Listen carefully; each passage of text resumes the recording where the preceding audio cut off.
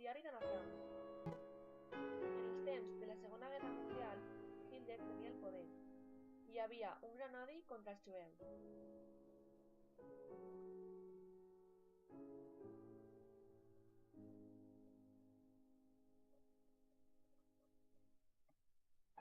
Aquesta és la nostra protagonista, Anna Frank. Aquesta adolescent jueva ens conta la tendra i terrible història que ha viscut, amagada durant 2 anys amb 7 persones més en un espai molt reduït i secret.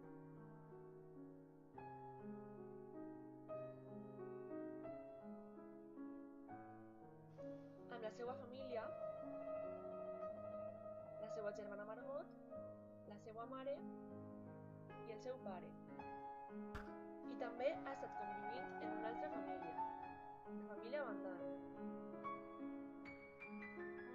El senyor Van Damme, la senyora Van Damme i el seu fill Peter.